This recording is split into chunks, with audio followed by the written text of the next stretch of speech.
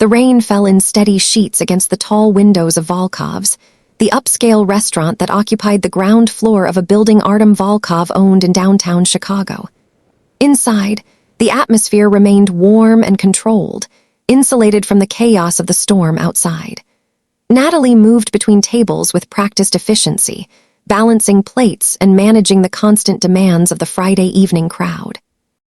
Her dark skin caught the amber glow of the overhead lights as she worked, her movements graceful despite the pressure of the dinner rush.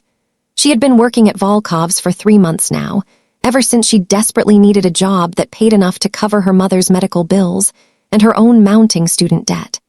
The restaurant had a reputation, whispers that floated among the staff about who really owned it and what kind of business was conducted in the private rooms upstairs. Natalie had chosen not to ask questions. She needed the money, and the job paid better than anywhere else she'd applied. Artem Volkov watched from his usual corner table on the mezzanine level, a position that allowed him to observe the entire dining room below.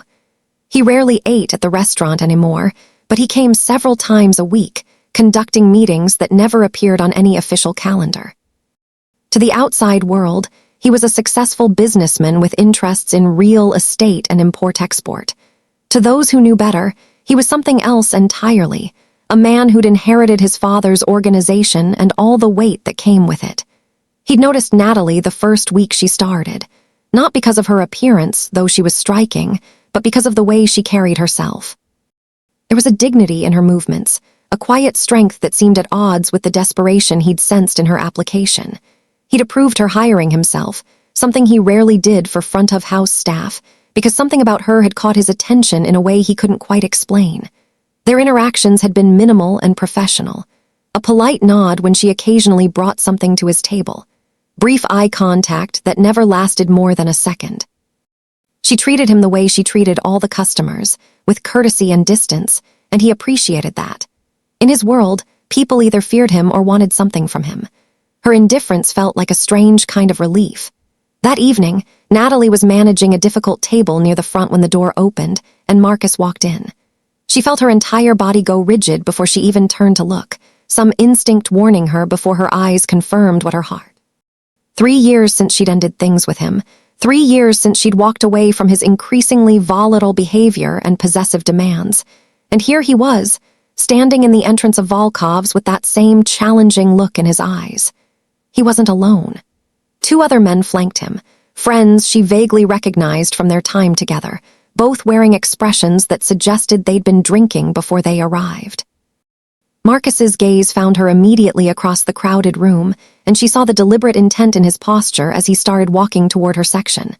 Natalie's training kicked in automatically. She approached with her professional smile in place, menu in hand, trying to ignore the way her pulse had accelerated. She could do this. It was just another table. She would take their order and stay professional. "Natalie," Marcus said, his voice carrying an edge she remembered too well. "Didn't know you were working here." "Good evening," she replied, her tone carefully neutral. "Table for 3. Come on, don't be like that," he continued, ignoring her attempt to keep things transactional. "We were together for 2 years. You can't even say hello properly." His friends laughed, and Natalie felt the attention of nearby tables beginning to shift toward them. She maintained her composure, gesturing toward an available table. "If you'd like to be seated, I can show you to a table." "I want to talk to you," Marcus said, louder now, his words starting to slur slightly. "You just disappeared, blocked my number, never gave me a real explanation." "This isn't the time or place," Natalie said quietly, aware of how many people were now watching. "Please, let me seat you, or if you'd prefer, I can have someone else." "I don't want someone else," Marcus interrupted, stepping closer. "I want you to tell me why you thought you were too good for me. Because you're working as a waitress, Natalie. A waitress. So clearly things didn't work out the way you planned." The contempt in his voice made something tighten in her chest, but she refused to give him the reaction he was looking for. Instead, she took a small step back and spoke with as much calm as she could manage. "I'm going to ask you to lower your voice. If you'd like to dine here, you're welcome to, but I need you to be respectful." "Respectful?" Marcus laughed, a harsh sound that cut through the ambient noise of the restaurant. "You want to talk about respect, after the way you treated me?" From his position on the mezzanine, Artem had been only half listening to the conversation at his own table when he noticed the disturbance below. His attention sharpened immediately when he recognized Natalie at the center of it, her shoulders tense, her usual grace replaced by something more rigid and defensive. The man confronting her was clearly agitated, his body language aggressive, his voice growing louder with each exchange. Artem stood without excusing himself from his table. His associate looked up, surprised, but said nothing. Everyone who worked with Artem knew better than to question him when he moved with that particular kind of purpose. He descended the stairs to the main dining room with measured steps, his presence causing conversations to quiet as people recognized him. Artem Volkov wasn't a tall man, but he carried himself in a way that made people instinctively create space around him. Years of making decisions that affected lives had carved something into his bearing, an authority that required no announcement. Natalie saw him approaching from the corner of her eye, and her stomach dropped. This was worse. Whatever was happening with Marcus, she didn't want it to involve Volkov. She didn't want to be noticed by him, didn't want to become a problem that required his attention. "Is there an issue here?" Artem asked, his voice quiet but carrying clearly through the now-silent section of the restaurant. Marcus turned, his expression shifting from aggressive to confused and then to a kind of false bravado as he took in the well-dressed man who'd interrupted. "Who are you? We're having a private conversation." "This is my establishment," Artem replied, his tone unchanged. "And you're disturbing my other guests. I'm going to have to ask you to leave." "We just got here," one of Marcus's friends interjected, trying to sound reasonable. "We haven't even ordered yet, we're just talking to our friend." Artem's gaze shifted to Natalie for the first time since approaching. "Is this man your friend?" She met his eyes briefly, seeing something there she couldn't quite identify, not anger exactly, but a cold assessment that made her realize she was watching him make calculations she couldn't follow. "No," she said quietly. "Then there's nothing to discuss," Artem said, returning his attention to Marcus. "You need to leave, now." Marcus's face flushed, alcohol and humiliation mixing into something volatile. "You can't throw us out. We haven't done anything wrong. I'm just trying to talk to her." "You were asked to leave," Artem repeated, and this time there was something in his voice that made Marcus take an involuntary step backward. "This is the last time I'll say it politely." For a moment, the tension in the air felt like it might snap into something worse. Marcus's friends were already backing toward the door, their survival instincts sharper than his. But Marcus himself seemed caught between retreat and the need to save face, his jaw working as he stared at Artem. "This isn't over," Marcus said finally, directing the words at Natalie. "You think you can just hide behind?" "It is over," Artem interrupted, and the absolute certainty in his voice left no room for argument. "You will leave now. You will not come back, and you will not contact her again. Do you understand me?" Something in Artem's eyes must have finally penetrated Marcus's alcohol-fueled bravado, because he nodded once, sharply, before turning and walking toward the exit. His friends were already outside, and the door swung shut behind them with a finality that made Natalie's shoulders sag slightly with relief. The restaurant remained quiet for a long moment before the ambient conversation gradually resumed. Natalie stood frozen, aware that every eye had been on the confrontation, aware that she'd just become exactly the kind of problem employee she'd hoped never to be. "Thank you," she said quietly to Artem, forcing herself to meet his gaze. "I'm sorry about that, it won't happen again." He studied her for a moment, his expression unreadable. "Are you all right?" The question surprised her. She'd expected dismissal or perhaps anger about the scene. Instead, there was something almost careful in the way he asked, as if her answer actually mattered to him. "I'm fine," she said automatically. "I should get back to work." "Take a break," Artem said. 10 minutes, get some air in the back if you need it." "I don't need—" "It wasn't a suggestion," he said, but his tone wasn't harsh. 10 minutes, then come back when you're ready."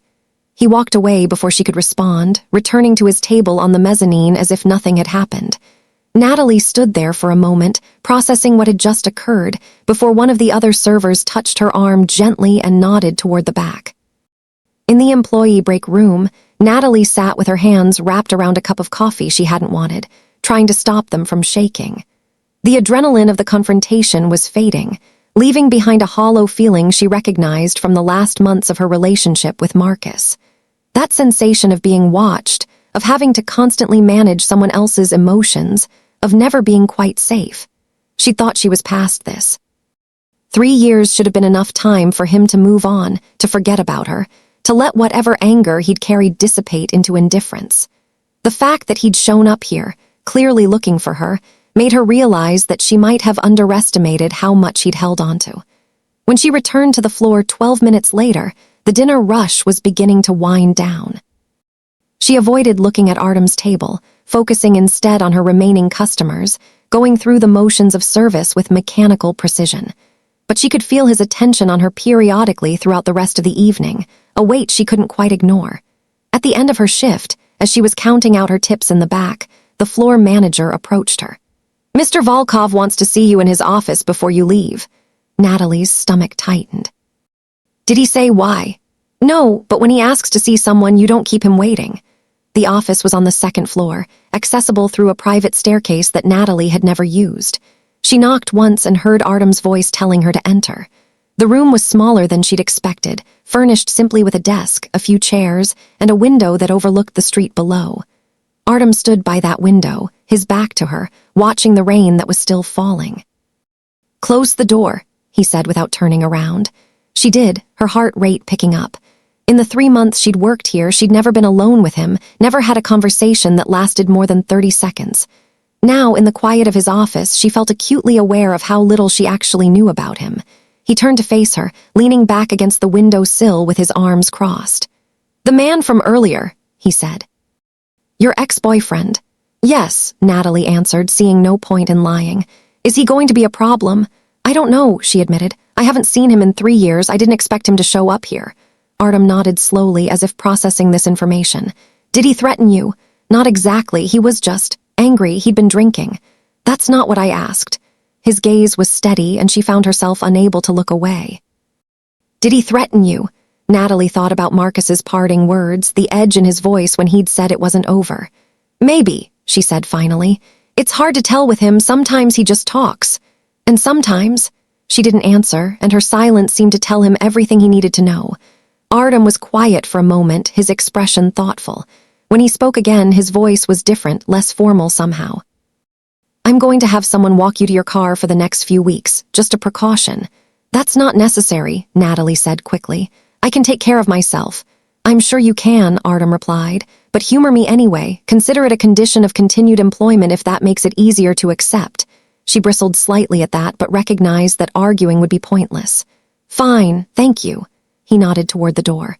"That's all. Have a good night, Natalie." She turned to leave, then hesitated.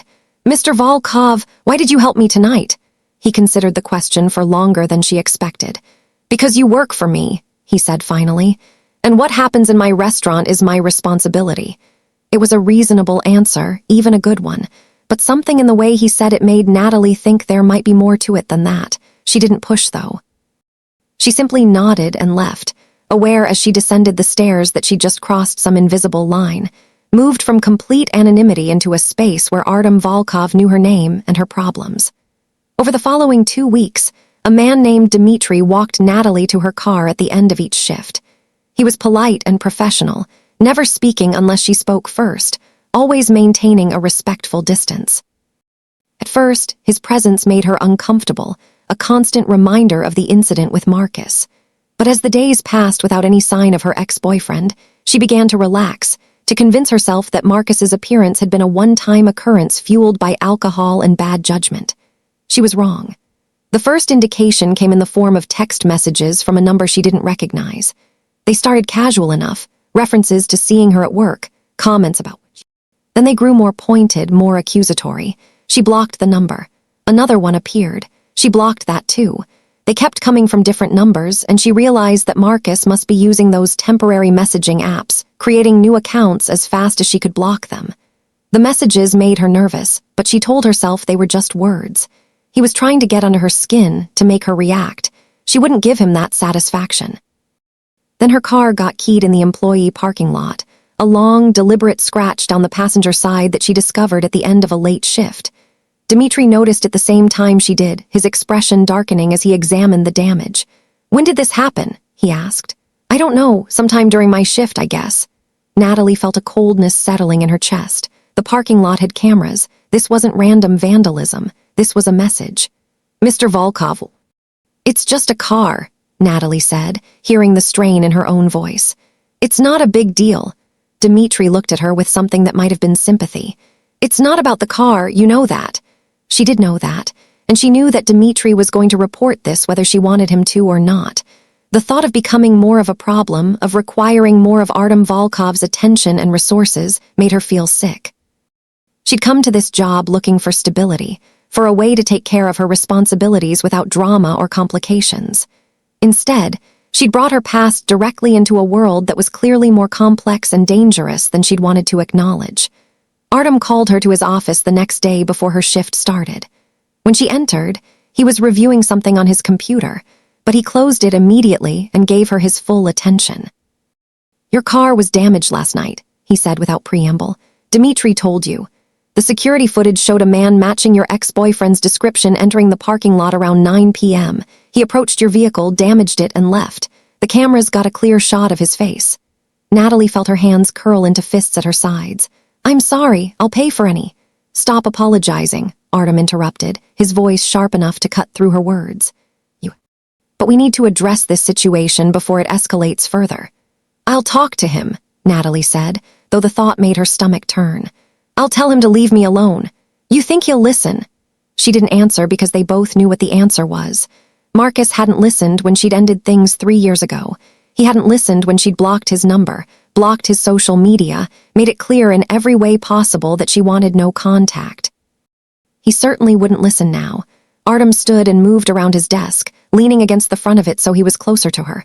Not intimidatingly close, but near enough that she had to look up to meet his eyes. I can make this problem go away, he said quietly. Completely, but I need you to be honest with me about what you want. Something in his tone made Natalie's throat tighten. She understood that he wasn't talking about having a conversation with Marcus. He was offering something else, something that existed in the shadowy space between legal and illegal, something that would involve the part of his life she'd been trying very hard not to think about. I don't want anyone to get hurt, she said carefully. Hurt is a broad term, Artem replied. There are many ways to make someone understand that their behavior won't be tolerated. Most of them don't involve violence. Most of them, he held her gaze. I'm giving you a choice. You can handle this yourself through whatever legal channels you think might work. You can file a restraining order, call the police, hope that the system protects you, or you can let me handle it and trust that I'll make sure he never bothers you again. Why would you do that for me? The question came out before she could stop it. I'm just a server. Why would you get involved in my personal problems? Something shifted in Artem's expression, a crack in the controlled facade he usually maintained. Because I know what it's like to feel trapped by someone else's obsession, he said, and there was a rawness in his voice that surprised her. Because I have the power to help, and choosing not to use it would make me complicit in whatever happens to you next. And because... He paused, seeming to choose his next words carefully. Because you deserve better than to live in fear. Natalie felt something break loose in her chest, a pressure she'd been carrying for weeks without fully acknowledging it. She was afraid of Marcus showing up at her apartment at her mother's care facility at the restaurant again, afraid of what he might do if his anger continued to build, and she was tired of being afraid. Okay, she said quietly. Okay, Artem nodded once. I need you to give me all the information you have about him. Full name, address if you know it, where he works, anything that might help. She rattled off what she remembered, watching as he made notes on his phone. When she finished, he looked up at her again. This will be handled quietly. You won't hear about it and you won't see him again. That's all you need to know. Will he be? Don't ask questions you don't want answers to, Artem said, not unkindly. Trust me. It's better that way. She nodded, understanding that she was crossing another line, this one far more significant than the first. By accepting his help, she was acknowledging the nature of his power, complying with the unspoken rules of his world. It should have scared her more than it did. Instead, she felt a strange sense of relief. Thank you, she said. Don't thank me yet, Artem replied, but there was something almost gentle in his expression. Go start your shift. And Natalie, if anything else happens, you tell me immediately. No waiting, no trying to handle it yourself. Understood. Understood. Over the next week, Natalie waited for something to happen. The text messages stopped on the second day. By the 5th day, she realized she was sleeping better than she had in months. On the seventh day, Dmitri told her that his escort services were no longer necessary, that the situation had been resolved. She didn't ask what that meant. She simply accepted it and tried not to think too hard about what resolved might entail in Artem Volkov's world. But something had changed between them. She noticed it in small ways at first. The way his eyes would find her across the restaurant during her shifts.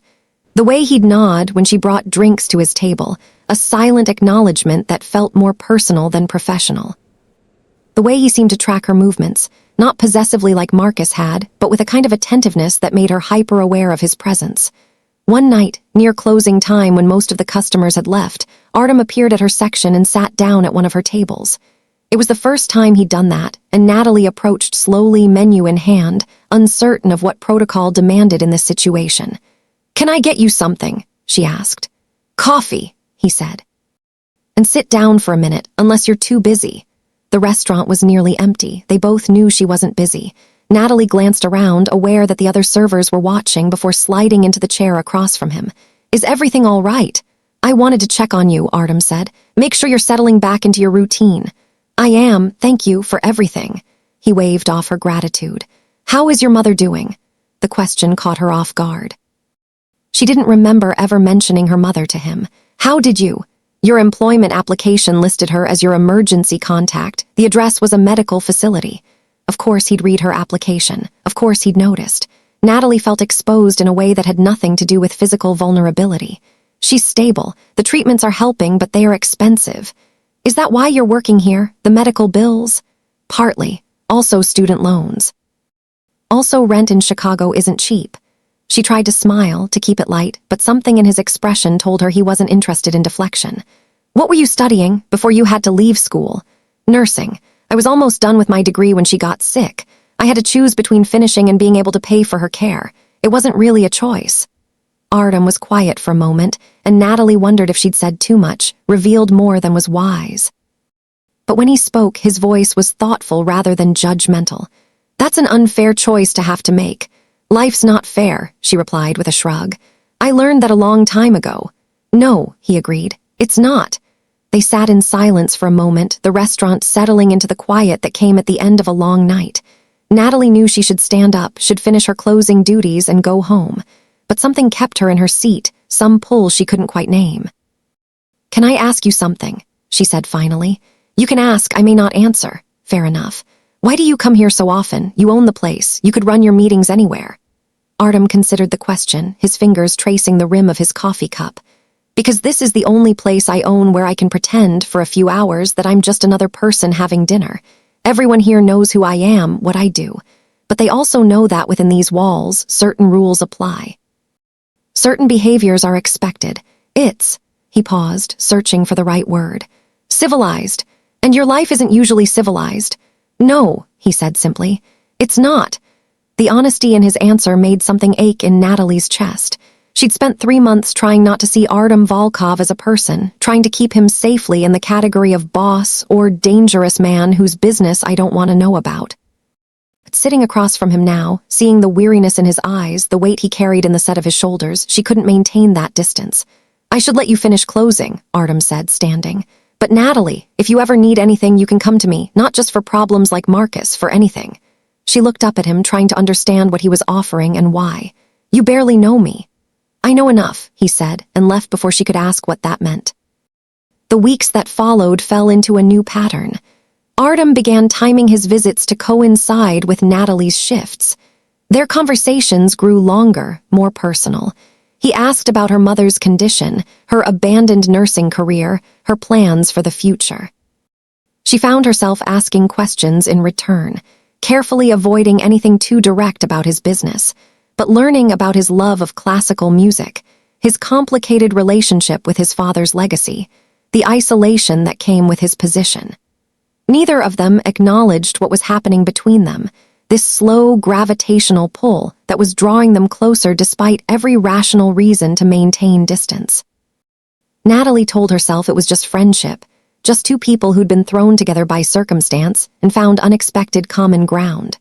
But she noticed the way her pulse quickened when she saw him enter the restaurant. She noticed how her shifts felt incomplete on the rare evenings when he didn't appear. and she noticed the way he looked at her when he thought she wasn't watching, like she was something precious and fragile that he wanted to protect, but didn't quite know how to. The shift came on a Tuesday night, 3 months after Marcus had appeared at the restaurant.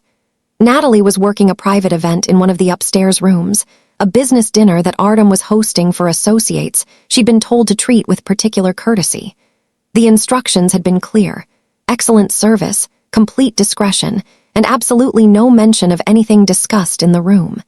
She'd served at enough of these events by now to understand the unspoken rules. She moved through the room like a ghost, refilling drinks and clearing plates while becoming invisible to the men conducting their business. Most of them ignored her completely, but one of them, a heavy-set man with cold eyes and an accent she couldn't place, watched her with an attention that made her skin crawl. Halfway through the dinner, as she was pouring wine, the man reached out and grabbed her wrist. "You're a beautiful woman," he said in thickly accented English. "Beautiful to be serving dinner. You should be sitting at the table with us." Natalie's training kicked in. She smiled politely and tried to extract her wrist from his grip. "Thank you, sir, but I'm working if you need anything else." His grip tightened. "I need you to sit down and have a drink with me." From across the table, Artem's voice cut through the room like a blade. "Dmitri, let her go." The heavy-set man's eyes flickered to Artem, something dangerous passing between them. For a moment, Natalie thought he might refuse, might escalate the situation into something worse. But then his hand opened, releasing her wrist, and he leaned back in his chair with a smile that didn't reach his eyes. "Just being friendly," he said. "No harm meant. Perhaps you should focus on your dinner," Artem suggested, his tone leaving no room for argument. The rest of the event passed without incident, but Natalie could feel the tension in the room, could sense that something significant had occurred that she didn't fully understand. When the guests finally left and she was cleaning up, Artem appeared in the doorway of the private room. "Are you all right?" he asked. "I'm fine. It wasn't a big deal." "It was disrespectful," Artem said, his voice tight with an anger that clearly wasn't directed at her. "I apologize for his behavior." "You don't need to apologize for him. You're not responsible for—" "In my world, I am," he interrupted. "Everyone at that table was my guest, my associate. Their actions reflect on me, and I should have anticipated that Dmitri might." He trailed off, running a hand through his hair in a gesture of frustration she'd never seen from him before. "I should have had someone else work this event."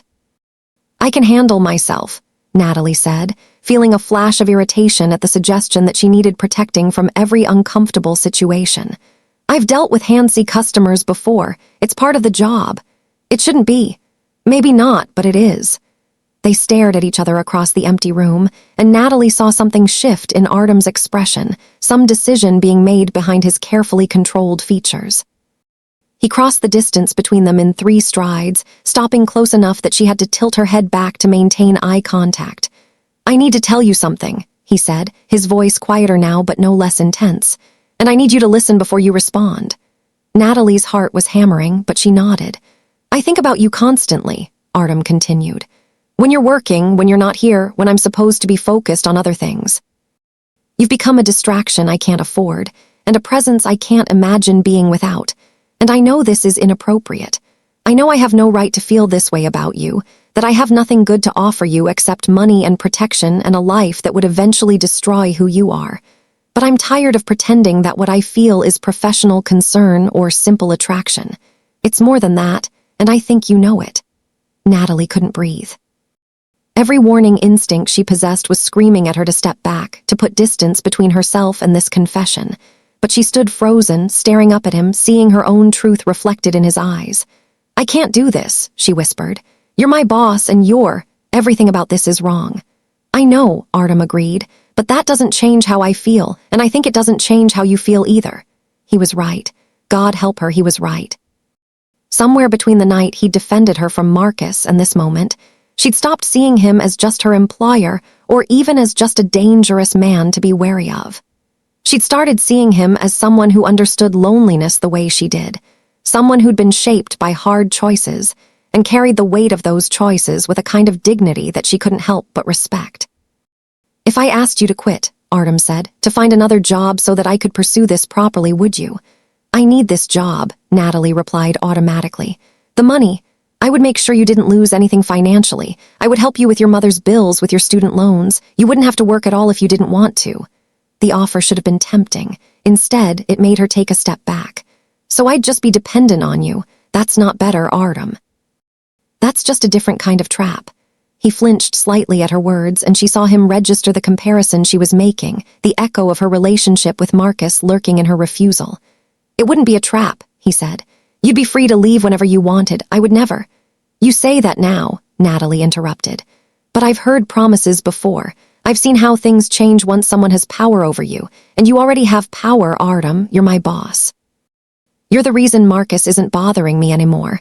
You're the person who could destroy my life with a phone call if you wanted to. How can anything between us be equal when the balance is already so far in your favor? The words hung between them, brutal in their honesty. Artem's jaw tightened, and for a moment she thought he might argue, might try to convince her that she was wrong. Instead, he nodded slowly. You're right, he said. You're absolutely right. And I shouldn't have said anything. I'll find you a position at one of my other properties, something that pays the same so you won't have to work here anymore. We can. No, Natalie said, surprising herself. I don't want that either. Then what do you want? It was a fair question, and she wished she had a fair answer. What she wanted was impossible, to somehow exist in a space where she could explore these feelings without giving up her autonomy, without becoming dependent on him, without entering a world she didn't understand and couldn't control. She wanted him and she wanted her freedom, and she couldn't figure out how to have both. I don't know, she admitted. I just know that I'm not ready to make any decisions tonight, and I think you need to respect that. Artem studied her for a long moment before stepping back, creating the distance between them that she'd been too paralyzed to establish herself. I do respect it, he said, and I'll respect whatever decision you ultimately make. But Natalie, you should know that this isn't going away for me. Whatever happens next, I'm not going to suddenly stop feeling this way. He left then, disappearing through the door and down the stairs, leaving her alone in the empty room with her racing thoughts and the echo of his confession. Natalie didn't sleep that night. She lay in her small apartment, staring at the ceiling, trying to think rationally about a situation that felt anything but rational. Part of her wanted to quit immediately, to remove herself from Artem's orbit before things got more complicated. But another part of her, a part she wasn't proud of but couldn't deny, wanted to see where this led. She thought about the way he'd looked at her when he'd said he thought about her constantly. She thought about the quiet conversations they'd shared over the past months, the way he'd listened to her talk about her mother and her abandoned dreams with a kind of attention that made her feel seen in a way she hadn't felt in years. She thought about how safe she'd felt knowing he'd handled the situation with Marcus, and how much she hated herself for being grateful for that kind of protection. By the time the sun rose, she still hadn't reached any conclusions. She called in sick to work, spending the day with her mother at the care facility, trying to center herself by focusing on the things that mattered most. Her mother was having a good day, lucid and talkative, asking about Natalie's job and whether she'd met anyone nice. I might have, Natalie admitted, the words slipping out before she could stop them. But it's complicated. Her mother smiled, that knowing smile that mothers seem to perfect over years of watching their children navigate life. Love is always complicated, baby. The question isn't whether it's complicated. The question is whether it's worth the complication. Simple wisdom, but it struck something deep in Natalie's chest. Was Artem worth the complication? Was whatever they might build together worth the risks, the power imbalance, the inevitable entanglement with his world? She didn't have an answer yet. But she found herself thinking about that question as she returned to work the next day, as she moved through her shift with her usual efficiency, as she felt Artem's presence in the restaurant even before she saw him. He was at his usual table, and when their eyes met across the dining room, something passed between them, acknowledgement, question, possibility. Natalie finished serving her current customers and then, making a decision that felt both terrifying and inevitable, walked up to the mezzanine level. "Can I talk to you?" she asked when she reached his table. "After my shift." Artem's expression remained carefully neutral, but she saw hope flicker in his eyes. "Of course." "My office or somewhere else?" "Somewhere else," she decided. "Somewhere that's not here, not connected to work." He nodded. "There's a coffee shop 2 blocks north. I'll meet you there at 11. The rest of her shift passed in a blur of nervous energy. When 11 o'clock finally arrived, Natalie found herself walking toward the coffee shop with her heart in her throat, not entirely sure what she was going to say, but knowing she had to say something. Artem was already there, sitting at a corner table away from the windows, a cup of coffee already cooling in front of him.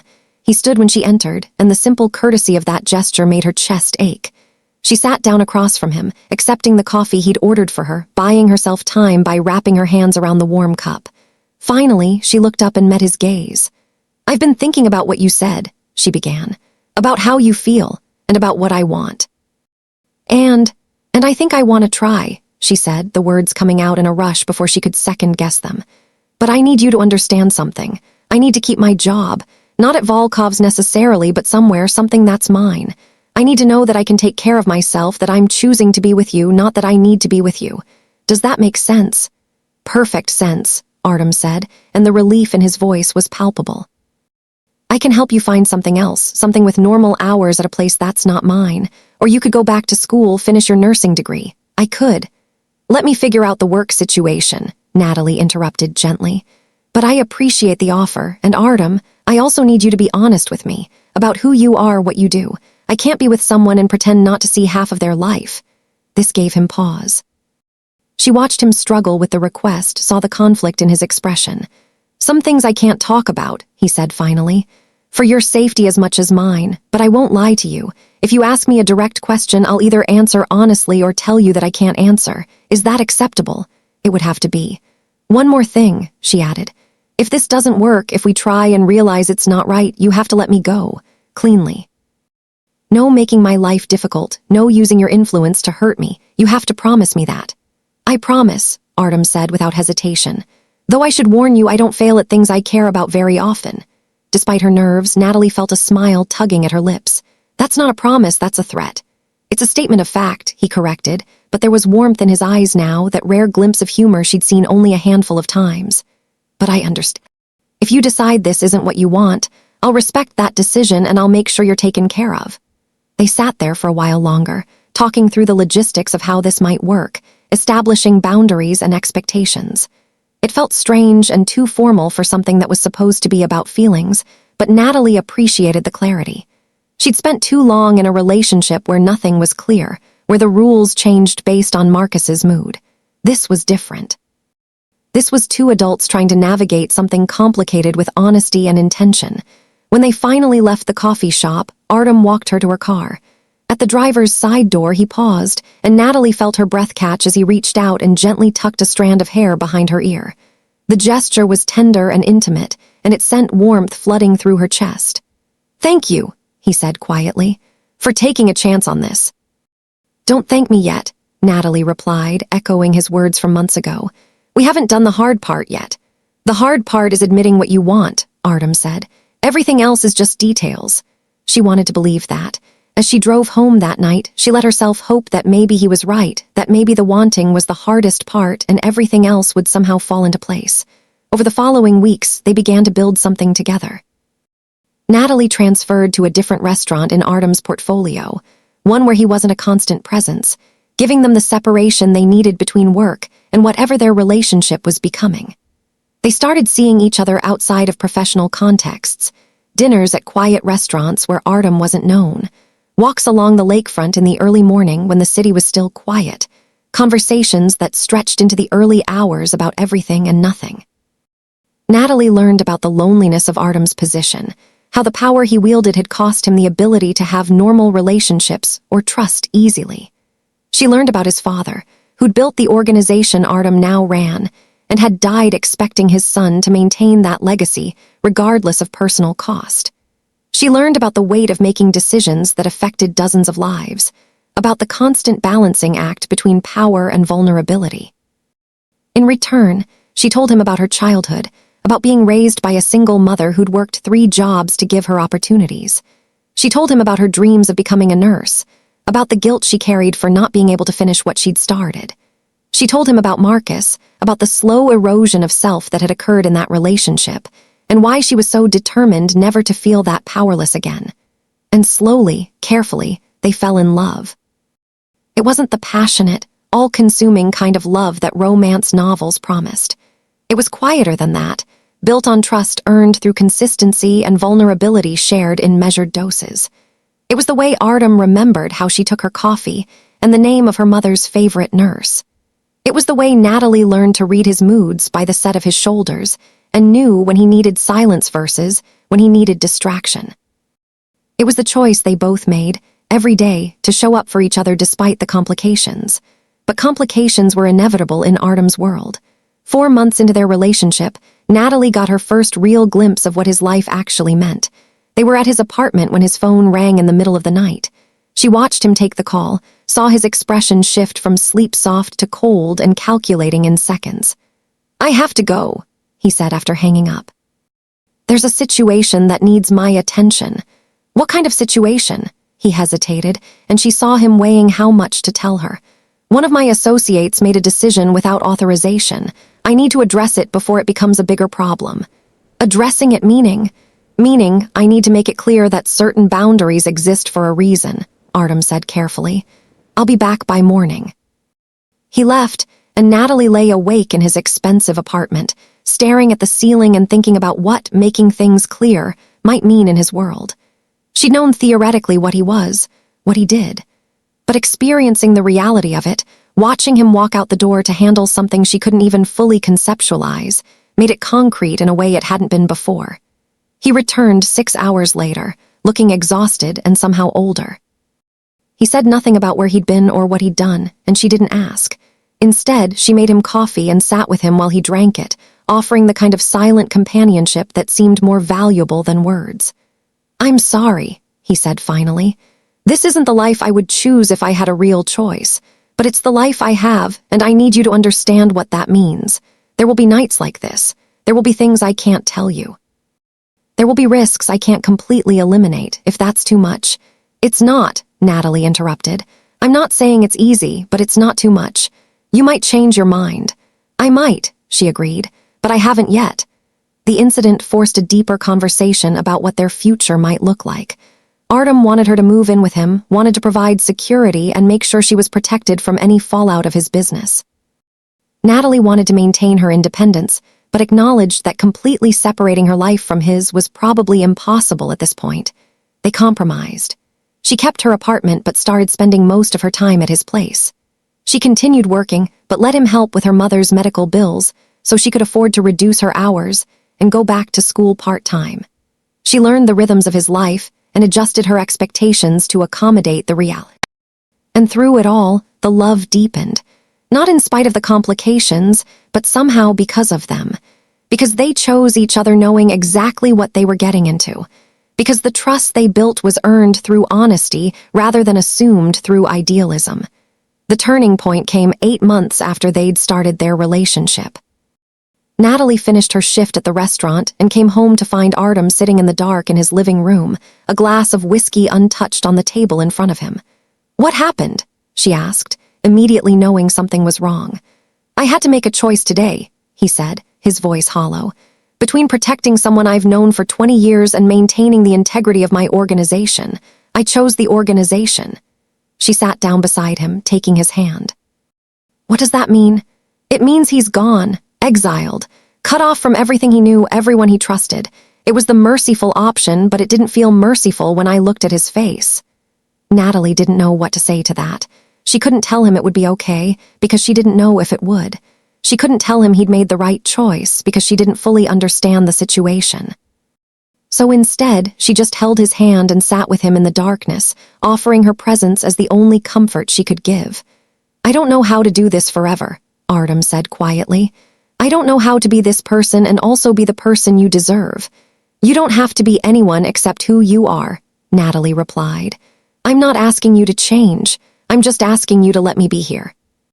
He turned to look at her then, and in his eyes she saw something she hadn't seen before, hope mixed with fear, love tangled with doubt. "What if here isn't safe? What if being with me puts you in danger?" "Then we deal with it," she said simply. "Together." It wasn't a perfect answer. It wasn't even necessarily a wise answer. But it was honest, and it was what she had to offer. She'd spent so much of her life trying to make safe choices, practical choices, and where had that gotten her? Working 3 jobs to pay for her mother's care, trapped in a relationship that had slowly eaten away at her sense of self, abandoned dreams gathering dust. Being with Artem wasn't safe, but it was real. And maybe, she thought, real was more important than safe. "I love you," Artem said, the words raw and unguarded in a way she'd never heard from him before. "I love you, and I'm terrified of what that means." "I love you too," Natalie replied, feeling the truth of it settle into her bones. "And I'm terrified too, but I think that's okay. I think that's part of it." They sat there for a long time, holding each other in the darkness of his apartment, two people who'd found something precious in the most unlikely of circumstances. Neither of them knew if this would last. Neither of them could promise that the complications wouldn't eventually overwhelm them. But they had this moment, and they had the choice to keep choosing each other, and sometimes that was enough. The months that followed brought changes. Natalie enrolled in an accelerated nursing program, working toward finally finishing the degree she'd abandoned years ago. Artem made strategic changes to his organization, slowly shifting toward more legitimate business ventures while maintaining the power structure that kept him safe. They talked about the future in careful, measured terms, both of them wary of making promises they couldn't keep. But they also built routines. Sunday mornings at the farmer's market. Thursday evenings visiting Natalie's mother, who'd taken an unexpected liking to Artem and his quiet, respectful manner. Late nights, when he'd come home exhausted, and she'd make him sit while she cooked, filling his too-quiet apartment with the smell of food and the sound of her moving through his space like she belonged there. There were setbacks. A threat from a rival organization that required Artem to increase security around both of them for 3 weeks. An argument about money that revealed how differently they'd been raised and how much work they still had to do to truly understand each other. A moment when Natalie saw something on the news about a federal investigation into organized crime and realized that the life she'd chosen could be taken away in ways she had no control over. But they worked through each challenge, learning to communicate through the difficult parts, learning to trust that the foundation they'd built could withstand the pressure. It wasn't always easy. Sometimes it was exhausting. But it was theirs, this imperfect, complicated love they'd built in the spaces between danger and normalcy. 1 year after that night, when Artem had first confessed his feelings, they sat together on his balcony, watching the city lights spread out before them. Natalie had just finished her first week of clinical rotations, and Artem had successfully completed a major business deal that moved him one step closer to full legitimacy. "Do you regret it?" Artem asked, breaking the comfortable silence. Choosing this life, Natalie considered the question honestly. Did she regret the fear that sometimes woke her at 3 in the morning? Did she regret the careful way she'd learned to navigate his world, always aware that one misstep could have consequences she couldn't control? Did she regret the knowledge of what he was capable of, the things he'd done that she could never fully reconcile with the man who held her at night? "No," she said finally. "I don't regret it. Because this life also includes you and us and the possibility that we might actually build something lasting. That's worth the complications. Even when the complications feel overwhelming. Especially then," she replied, "because that's when I know we're both still choosing to stay." Artem pulled her closer, and she leaned into his warmth, feeling the solid weight of him against her side. They sat like that as the night deepened around them, two people who'd found each other in unlikely circumstances and decided to keep finding each other, day after day, choice after choice. It wasn't the fairy tale ending that stories promised. There was no guarantee of happily ever after, no certainty that the world they lived in wouldn't eventually demand sacrifices they weren't prepared to make. But there was love, hard-won and honestly built, and there was commitment, tested and proven real. And sometimes, Natalie thought as she looked out at the city that had brought them together, sometimes that was more than enough. Sometimes that was everything. The future remained uncertain. Artem's world would always carry dangers she couldn't fully anticipate.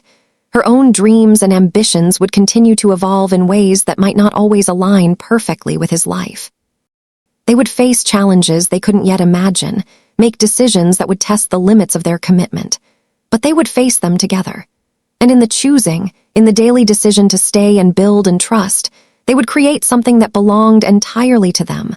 A love that acknowledged darkness but refused to be defined by it. A partnership that balanced power with respect. A future that remained unwritten but full of possibility. As the city lights flickered below them, and the night air carried the distant sounds of traffic and life, continuing in all its messy complexity, Natalie felt Artem's hand find hers. their fingers interlacing with an ease born of practice and intention. Whatever came next, they would face it as they'd faced everything else, honestly, carefully, and with the understanding that love in the real world was never simple, never safe, but sometimes, if you were very lucky and very brave, absolutely worth the risk. Hey, my loves, some stories don't end with fireworks, they end quietly, sitting with you for a while. This one is about choices, boundaries, and learning that protection should never cost your voice. If you stayed until the end, thank you for being here with me. If you'd like to keep listening to stories like this, you already know what to do. Take care of your heart, and I'll see you soon. Bye for now.